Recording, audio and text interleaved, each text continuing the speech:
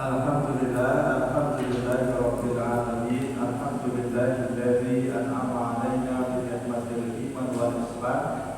Asyhadu an la ilaha illallah wa asyhadu anna Muhammadan 'abduhu wa rasuluh. La nabiyya wa la rasula ba'da. Subhanaka la ilma lana illa ma 'allamtana innaka antal 'alimul hakim. Rabbi shrah li sadri wa yassir li amri wa hlul 'uqdatam min lisani yafqahu qawli. Hasbunallah wa ni'mal wakil, ni'mal maula wa ni'man nasir. La haula wa la quwwata illa billahil aliyyil azim. Qala ta'ala a'udzu billahi minasy syaithanir rajim. Bismillahirrahmanirrahim. Wa yahsal ladzina law taraku min khalfihim dzurriyyatan dhi'afan khafu 'alaihim falyattaqullaha wal yaqulu qawlan sadida. Wa qala aidan ya ayyuhalladzina amanu ittaqullaha haqqa tuqatih wa la tamutunna illa wa antum muslimun. Shadaqallahul azim. Alhamdulillahirabbil alamin. Bapak Ibu jemaah pengajian rutin yang berbahagia, alhamdulillahirabbil alamin. Di kesempatan malam yang sangat baik ini kita bersyukur pada Allah Subhanahu wa taala. Syukur bil lisan, syukur bil qalbi, wa syukur bil amal. Syukur dengan hati, kita memantapkan keyakinan. Mudah-mudahan Allah senantiasa menjadikan kita semakin yakin kepada Allah, yang menginspirasi amal kita untuk senantiasa beramal dengan kualitas yang terbaik. Syukur bil lisan, marilah kita senantiasa syukuri dengan mengucap alhamdulillah bersama-sama. Alhamdulillahirabbil alamin. Semangatnya la in syakartum la azidannakum wa la in kafartum inna adzabi lasyadid.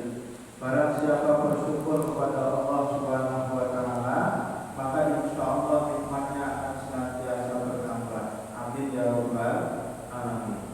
Kita bersyukur atas nikmat iman dan Islam, maka mudah-mudahan kita tambah yakin kepada Allah. Kita bersyukur atas nikmat Islam, maka mudah-mudahan wawasan keilmuan dan keislaman kita juga bertambah. Kita bersyukur atas nikmat rezeki, mudah-mudahan juga rezekinya bertambah. Kita bersyukur atas nikmat waktu luang, maka mudah-mudahan waktu luangnya juga bertambah. Waktu luang yang berbuah kepada afiat atau pemanfaatan yang bisa dirasakan tidak hanya buat diri kita sendiri, tapi kalau kita di Muhammadiyah berarti untuk persyarikatan kita juga.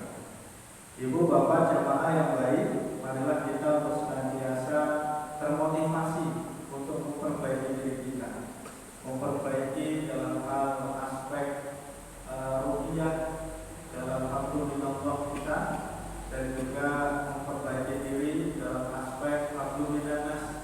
Bagaimana hubungan kita antar sesama, baik itu sesama muslim maupun sesama manusia ataupun sesama makhluk ciptaan Allah Subhanahu wa taala. Dan kita juga bersyukur semua sehat.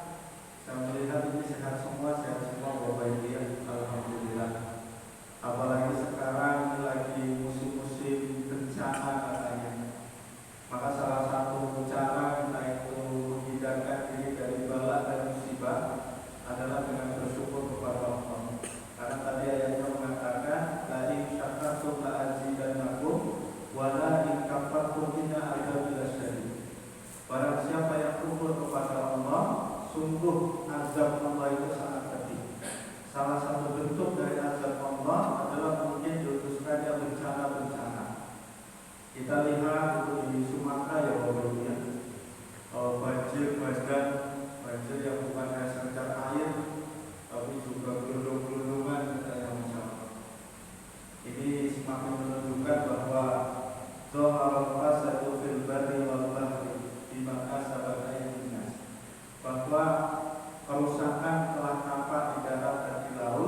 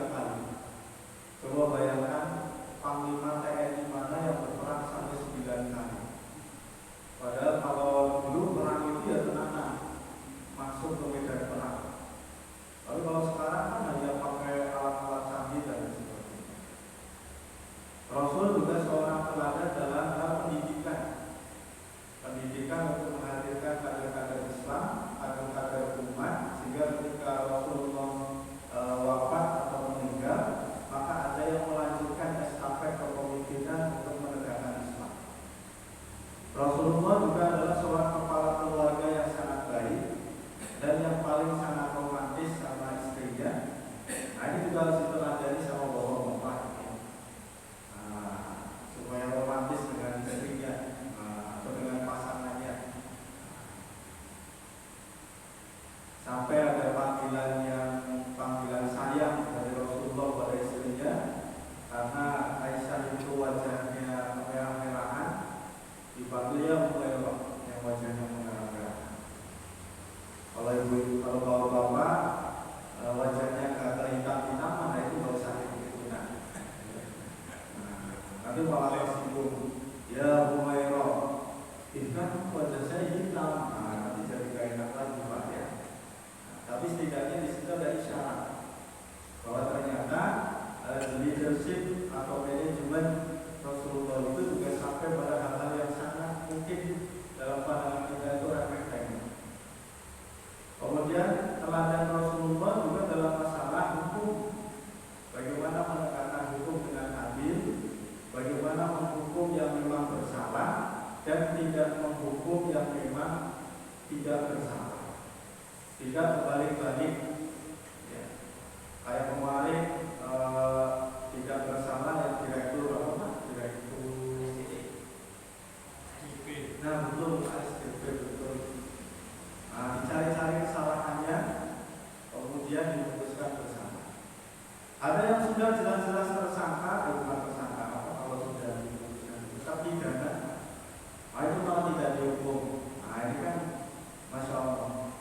Jadi kita harus mengambil pelajaran dari Rasulullah. Kemudian kita lihat lagi Rasulullah itu juga teladan dalam self development. Artinya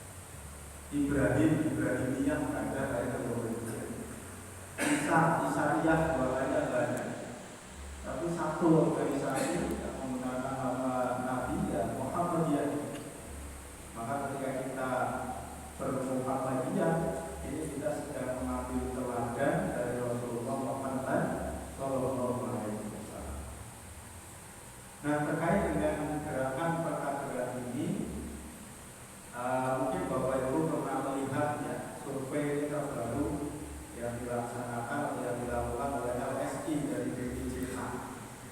Meskipun LSI ini kadang kalau survei itu suka kurang akurat, ya, karena tergantung pesanan. Tapi setidaknya kita bisa mengambil hikmah atau pelajaran dari survei ini. Jadi dalam survei yang dilakukan oleh Pak Dedi JA dengan lembaga surveinya LSI ini, lembaga survei Indonesia, bahwa publik atau masyarakat Indonesia yang mengidentifikasikan dirinya dengan Muhammadiyah atau Nahdlatul Ulama. Dan kalau di NU dulu survei dilakukan tahun 2005. Orang yang berafiliasi ke NU itu 27%. Tahun 2023 ternyata naik jadi 56%. Kalau di Muhammadiyah, nah ini sebaliknya. Katanya warga Muhammadiyah itu ada 9,4%. Ini merepresentasikan dari seluruh masyarakat Indonesia. Meskipun ini hanya dari survei yang dilakukan. Nah, dan sekarang atau yang terbaru itu katanya tinggal 5,7%. Tapi kadang suka masuk akal juga Pak. Bisa dilihat dari pengajian kadang. Itu orang-orang itu kalau bikin pengajian, mudah-mudah sampai parkirannya, terlalu mudah. Ya.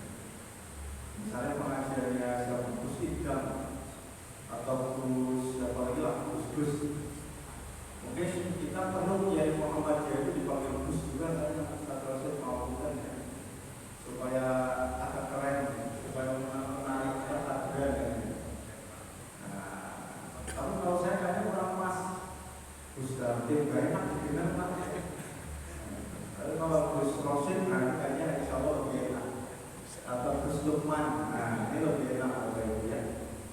Nah ternyata sebenarnya gak masalah juga kalau untuk meningkatkan rating dan promosi. Kalau di Muhammadiyah, sebenarnya bukan Gus, guys katanya kalau bahasanya Pak Mansri itu. Bedanya Muhammadiyah dengan NU, kalau NU dipanggilnya Gus, kalau Muhammadiyah dipanggilnya guys. Jadi dalam survei ini menyebutkan publik yang berafiliasi atau mengidentifikasikan dirinya sebagai warga Muhammadiyah atau simpatisan Muhammadiyah, survei belakangan itu mengidentifikasikan hanya 5,7%. Ya sebenarnya ini survei yang tidak bisa kita makan mentah-mentah atau kita cerna secara mentah-mentah. Tapi dengan kondisi seperti ini kita juga harus memberikan input atau memberikan teguran kepada kita bahwa ternyata penting kita kembali untuk menghadirkan gerakan perkaderan ini. Di Muhammadiyah perlu kita lebih serius dalam masalah perkaderan. Acara-acara kita juga perlu mendesain bagaimana diminati oleh kader-kader. Kalau dalam bahasa pendidikan, ya bagaimana ketika kita menghadirkan ruang pendidikan dan pembelajaran, ini diminati oleh pembelajar kita. Nah, jadi ini ya, termasuk acara-acara. Nah, ini juga mungkin kita perlu desain supaya melibatkan generasi-generasi muda, angkatan-angkatan muda dari Muhammadiyah, terutama di lingkungan PCM kita ini, PCM Sukoharjo. Nah, kita punya angkatan muda seperti Pemuda Muhammadiyah, kita punya NA, kita punya IPM, Ikatan Pelajar Muhammadiyah. Nah, makanya juga perlu kita libatkan mungkin dalam aktivitas-aktivitas supaya proses perkaderan ini juga berjalan. Ini survei mungkin bisa salah karena kadang bidonan dari siapa dulu Ustaz Said Akil Siraj. Jadi kalau Muhammadiyah disurvei cuma 20%, maka sisanya itu NU.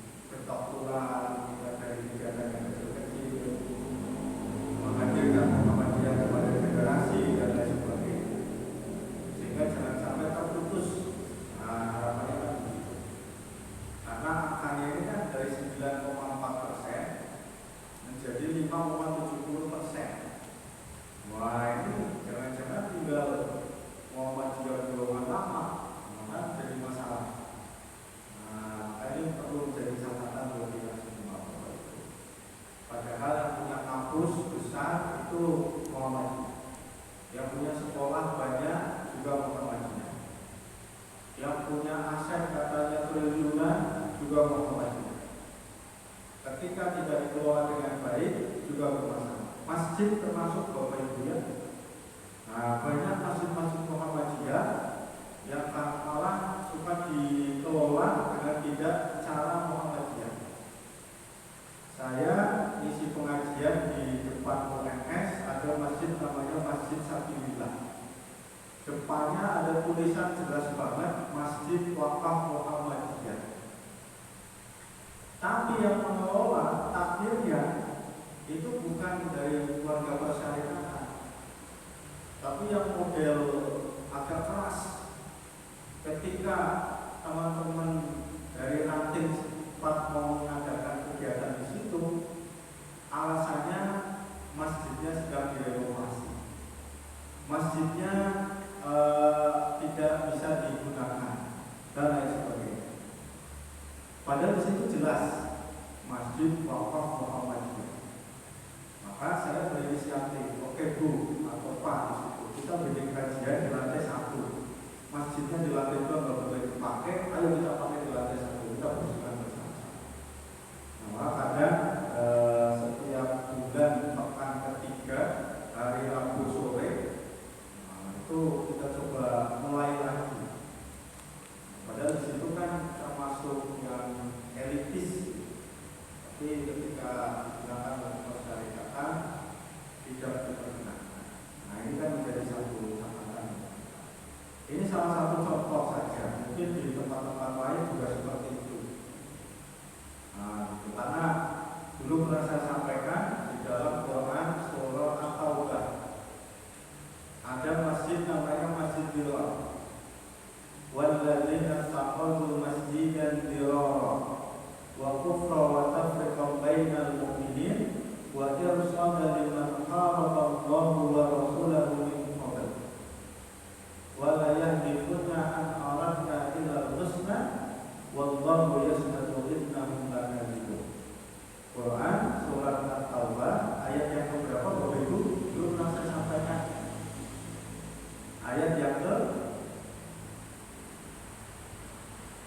siapa? Halo Bapak Ibu, ayat yang ke 100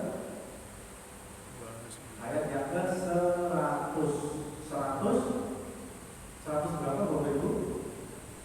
100 ribu, enggak ada 100 ribu. Kalau 100 ribu ini nanti warnanya merah, ibu-ibu yang senang ya. Nah, jadi 107 Bapak Ibu ya. Dalam Quran surah At-Taubah ayat 107 di situ disebutkan ada masjid yang memiliki karakteristik dirar. Di situ tidak menyebut nama, tapi menyebut karakter. Kalau menyebut karakter berarti tidak hanya masjid pada zaman Rasul saja ketika itu, tapi juga masjid kita hari ini terancam memiliki karakteristik dirar. Ciri-cirinya yang pertama ketika di situ mengajarkan kekufuran. Kalau terang-terangan kayaknya tidak. Tapi kalau yang akhirnya pelit mungkin katanya begitu.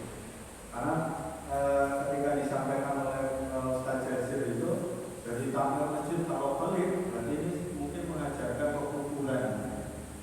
Nah, kemudian yang kedua mengajarkan perpecahan. Jadi kalau masjid punya untuk golongan ini tidak boleh untuk golongan itu dan lain sebagainya. Nah, ini harus hati-hati.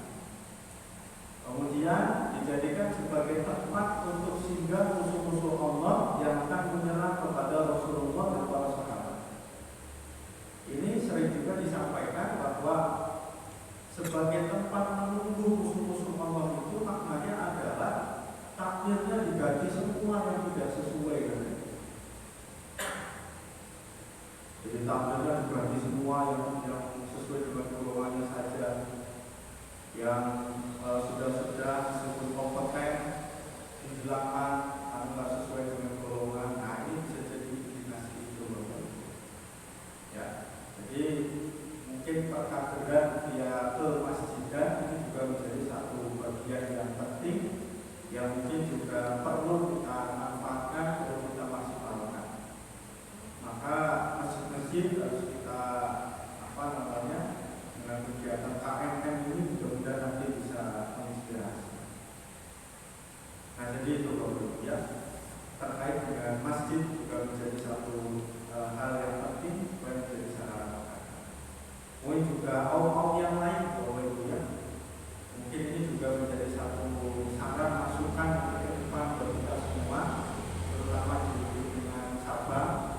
Di situ juga hadir para pimpinan cabang, nanti bisa merumuskan bagaimana strategi pengajaran, baik itu yang kultural maupun yang struktural, bisa dijalankan secara optimal, sehingga harapannya ketika kajian malam Jumat, malam Sabtu, wah ini kan seperti kajiannya Gusti Dam. Nanti jalan sana ditutup lapangan Jawa ya. Sampai jalan sana ditutup. Karena kajiannya itu tenangan. Sehingga mudah-mudahan itu bermulai dari keseluruhan kita, pelajaran yang harus kita formulasikan dengan serius dan tenangan depannya. Ibu bapak jemaah yang berbahagia, mungkin tidak panjang yang ingin disampaikan. Kita coba sedikit mentadabbur salah satu ayat dalam Al-Quran yang ada di dalam Quran surah Al-Maidah ayat yang ke-15. Ayatnya di sana mengatakan, A'udzubillahi minasyaitonir rajim. Ya ahlal kitabi qad ja'akum rasuluna yubayyinu lakum katsiran mimma kuntum tukhfuna minal kitabi wa ya'fu an katsiran. Qad ja'akum minallahi nurun wa kitabun mubin. Wahai ahli kitab, sesungguhnya telah datang kepada kalian Rasul kami menjelaskan kepada kalian banyak dari Alkitab atau dalam arti Alkitab yang sebelumnya atau kitab-kitab sebelumnya yang telah kalian sembunyikan, dan mungkin banyak pula yang kalian tidak sembunyikan bagi Anda. Sesungguhnya telah datang kepadamu cahaya dari Allah dan kitab yang menerangkan. Nah, jadi di sini sebenarnya memberikan informasi tentang Al-Quran dan memberikan informasi tentang Rasulullah SAW. Karena diutusnya Rasulullah itu tidak bisa dilepaskan dari termasuk turunnya Al-Quran. Jadi Bapak Ibu jemaah yang berbahagia, coba kita lihat. Dan sebenarnya kalau kita lihat dari asbabun nuzul ayat ini diturunkan kepada para ahli kitab. Ya ahli kitab, ya ahli kitab.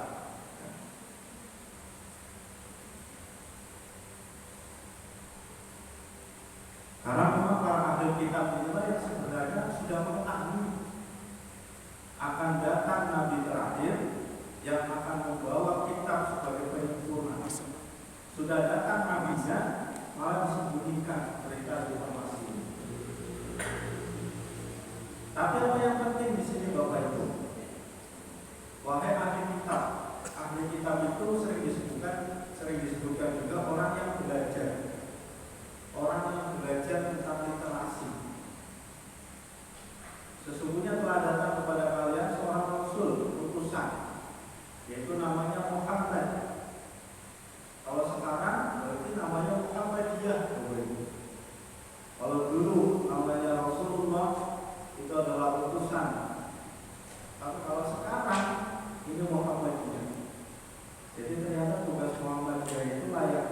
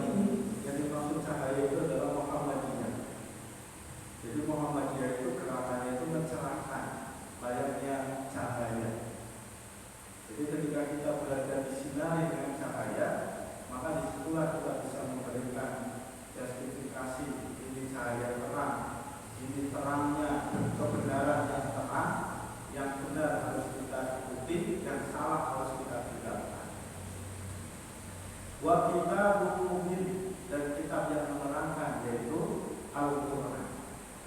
Jadi di situ sering saya sampaikan Rasulullah itu adalah cahaya.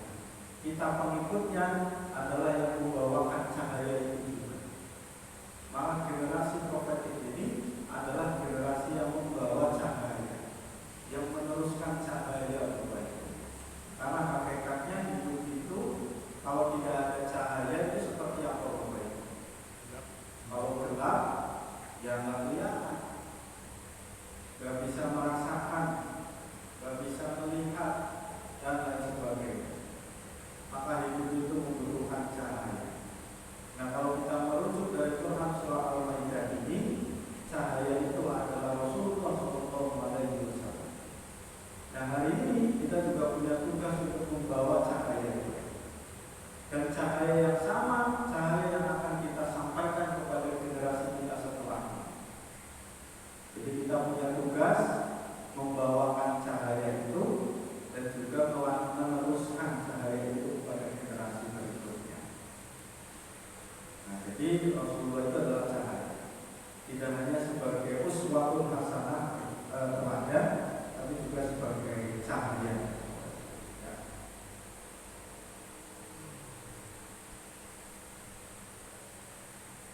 Maka inilah yang saya sebut sebagai dengan istilah generasi profetik itu, generasi yang mencerahkan. Maka Gajah Mada Ahmad itu sering disebut sebagai sang pencerah, karena mencerahkan kehidupan. Nah, ini juga yang harus kita bawakan juga. Kemudian terakhir atau yang berikutnya Bapak Ibu, salah satu kader dari Rasulullah. Ada salah satu kader dari Rasulullah namanya adalah Dihya. Dia mungkin jarang terdengar. Namanya Dihya Al-Kalbi, atau nama lengkapnya Dihya bin Khalifah Al-Kalbi. Ada yang pernah dengar Bapak Ibu? Dihya ini siapa? Dihya ini adalah sahabat Rasulullah, muridnya Rasulullah, yang wajahnya itu tampannya kalau seandainya ada Nabi Yusuf di situ, katanya 11-12. Kalau ada Dihya di situ, maka perempuan-perempuan itu pasti akan melihatnya. Wah, ini ibu bisa sampai lupa sama suaminya itu kalau melihat Dihya. Karena apa? Bahkan sampai malaikat Jibril itu meminjam wajahnya. Jadi kalau malaikat Jibril mau ketemu dengan Rasulullah, malaikat Jibril itu menyerupai dirinya itu seperti Dihya. Nah, itu disebutkan Dihya Al-Kalbi. Ini adalah sahabat Nabi yang wajahnya dipinjam oleh malaikat Jibril. Apa tugasnya? Salah satu tugas penting dari Dihya itu adalah menjadi seorang diplomat yang mengantarkan surat Rasulullah ke Raja Romawi di Syria ketika itu, namanya adalah Raja Heraklius. Dengan kata-kata yang tidak ragu, dengan kata-kata yang mantap, dengan badan yang tegak, dan juga disertai dengan ilmu yang luas, dia menghadap kepada Raja Heraklius tanpa bergentar. Nah, sampai kemudian ketika Dihya ini pulang, maka Raja Heraklius karena pesonanya dengan ucapannya, tidak ada gentarnya dari Dihya ketika menyampaikan surat itu, maka Raja Heraklius itu memberikan hadiah kepada Dihya. Apa maknanya Bapak Ibu? Seperti inilah didikan kader kenabian. Bagaimana ketika Dihya dekat dengan Rasulullah, selalu dibimbing dengan ilmu, selalu ini perkaderannya ini perkaderan kultural Bapak Ibu, perkaderan kultural dari Rasulullah kepada seorang anak muda namanya Dihya. Ketika itu usianya baru antara 20 sampai 25 tahun, tapi sudah berani datang ke Syria mengantarkan surat kepada Raja Heraklius. Mungkin kalau sekarang itu seperti Amerika, Rusia mungkin. Wah, padahal ketika itu Jazirah Arab adalah negeri yang kecil muslim yang gersang, tidak dipertimbangkan, kok wangi-wanginya datang ke negara adidaya dengan begitu mantapnya. Yang disampaikan dia pertama adalah terkait dengan kenabian Isa. Dia pintu masuk untuk ngobrol dengan Raja Heraklius adalah terkait dengan kenabian Isa. Kemudian berikutnya disampaikan apakah kabar Isa tentang Nabi yang terakhir sudah tersampaikan. Ya. Apakah begini ciri-cirinya disebutkan oleh dia? Dan Raja Heraklius mengiyakan. Ya.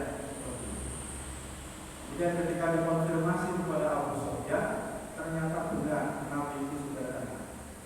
Tapi karena Raja Heraklius itu sudah jadi raja, gak enak kalau mau masuk Islam, akhirnya hidayah pun berubah.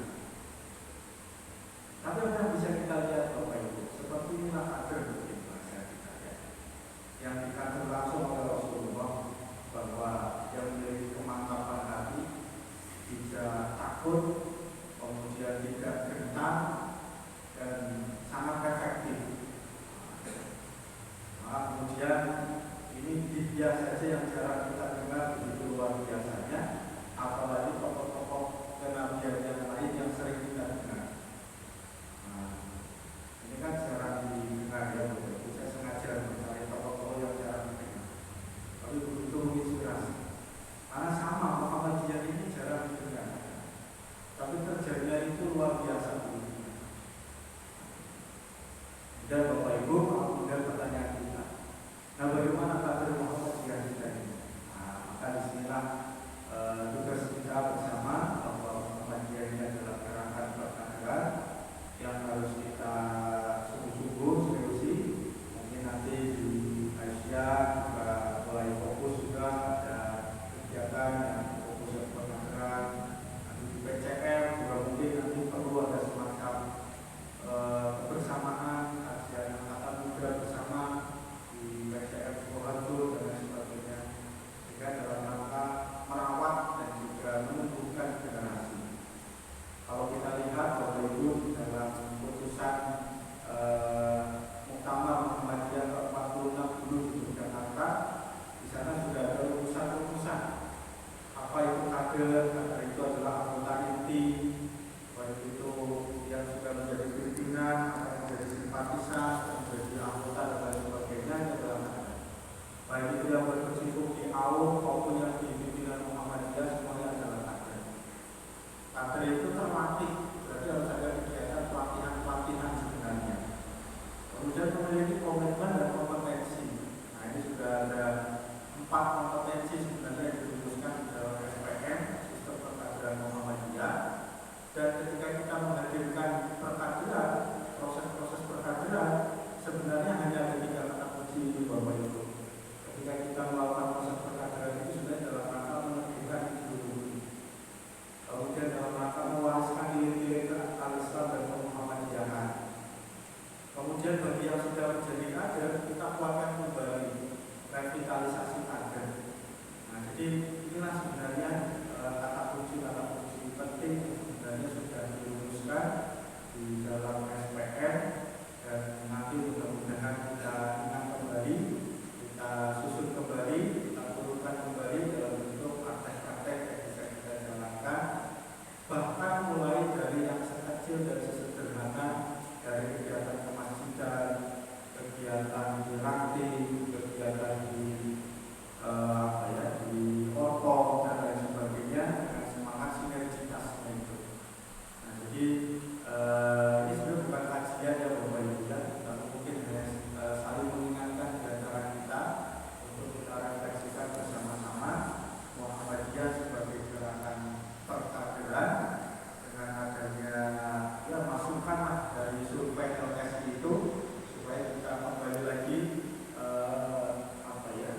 menengok gitu ya terkait dengan perkaderan yang kita laksanakan. Itu Bapak Ibu yang disampaikan, hanya sebatas curhat sebenarnya ini saya hanya curhat menyampaikan apa yang menjadi undang-undang yang ada di dalam diri saya sendiri, apalagi terkait dengan materi al-Islam dan Muhammadiyah. Karena sebenarnya kalau bicara al-Islam dan Muhammadiyah, saya kayaknya kurang tua ya, kurang cocok kalau bicara al-Islam dan Muhammadiyah. Tapi katanya kemarin Muhammadiyah itu kan gerakan anak muda, jadi nggak ada salahnya kalau yang muda-muda ini juga diberikan sebagaimana tadi ya kader dari Rasulullah diberikan kesempatan